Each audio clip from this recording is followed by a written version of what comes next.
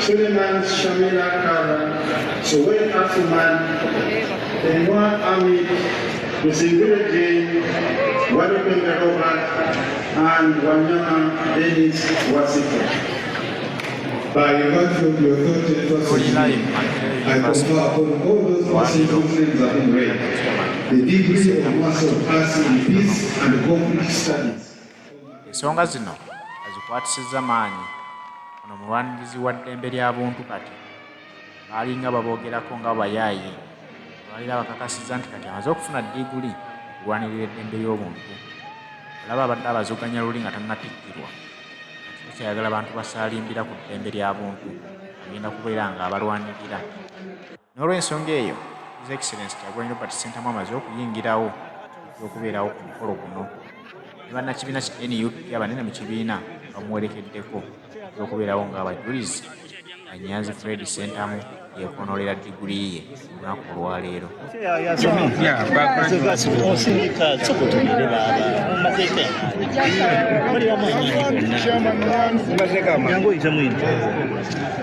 Ndi musanyufu olwaleero lwa diguli gye nfunye masters degree nga nkubuka mu byokunoonya emirembe n'okwetegereza obutabanguko mu ggwanga lyaffe era nga nakonsentrating olupapula olukulu lwe nawandiika oba ekitabo kye nawandiika kikwatagana ne ssemateeka yaffe n'enfuga ebaddewo naye kiki tuyinza okweta emirembe mu ggwanga naye nga olupapula lwatwala ebbanga lya myaka okuva mu mwaka gwa 62 Uganda okuva lwetwala obwetwazi kibadde kizibu nnyo olw'emirimu gye mbadde nnyo okukola ku lw'ekibiina kyaffe ne ku nange ng'omuntu n'okuzokanyizibwa kwe tuyiseemu naye nga ntuusa ddala okwebaza eri ekibiina kyaffe ekibadde kimpa amagezi naddala mu research okutuusa essomo lino ddijjisa.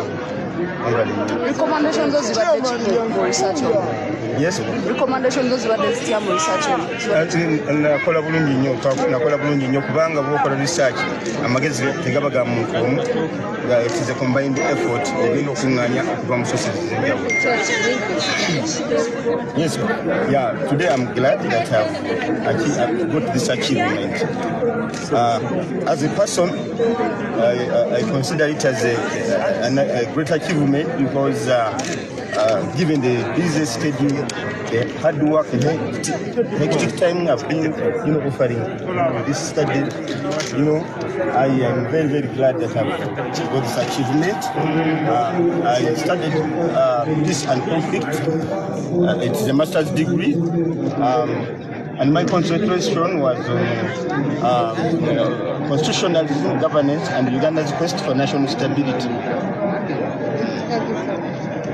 Thank you. My name is Uganda Richard, and I attained a bachelor's degree from College of Health Sciences, bachelor's in biomedical sciences.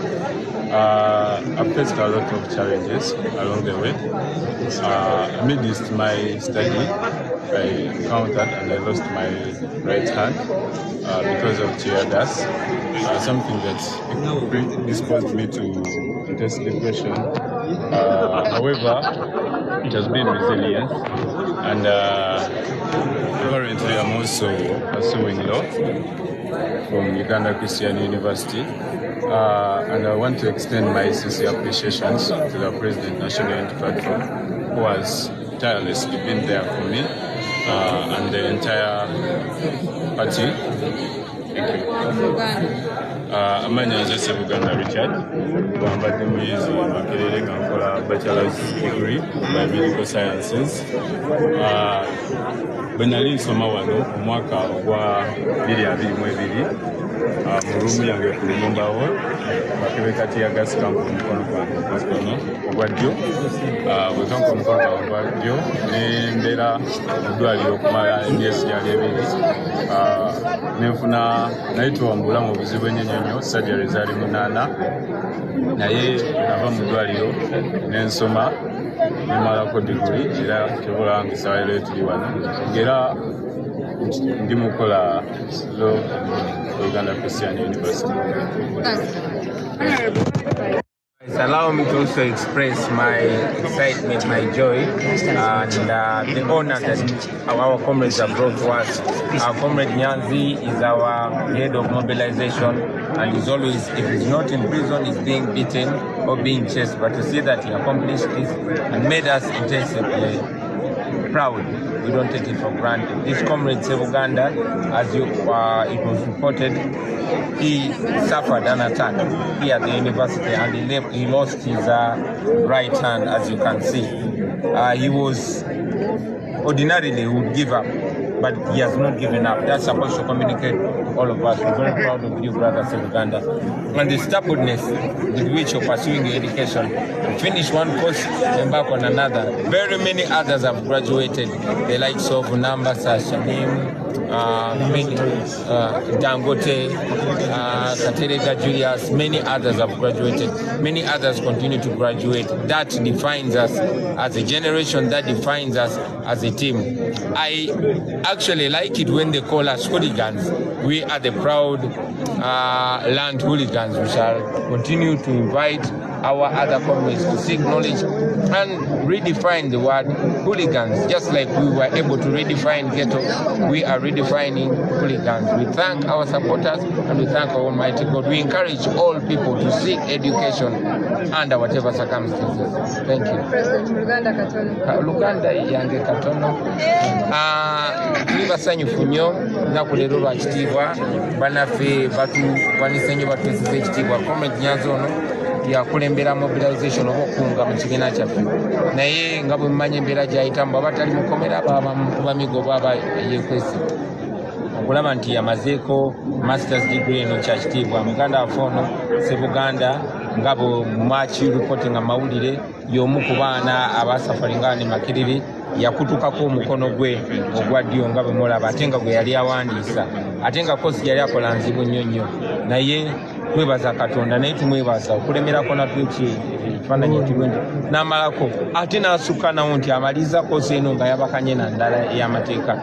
Ekyo no kitudefininga, tuli beesiimu nnyo, tubenyumirizaamu nnyo okulaba nti oba oyagala muntu wa people power wa NUP osonga mu Uganda, osonga mu Namba Sasamini, osonga mu Katereka, osonga mu Alionzi, kya kitiibwa nnyo n'abali batuyita bakireerese, yeffe bakireerese ab'omulembe guno abayinjawulomu, era twebaza Katonda namwe tubebaza otuweesa ekitiibwa. Katugende tukyankalanye. Mr. President, this is our contribution.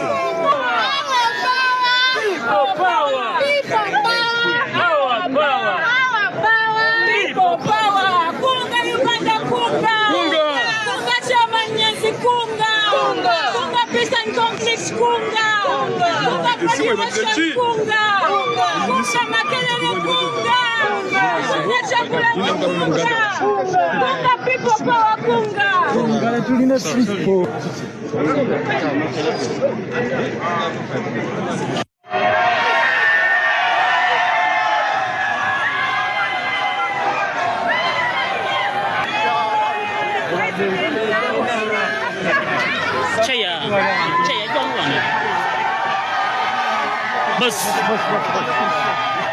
Sing it, over there.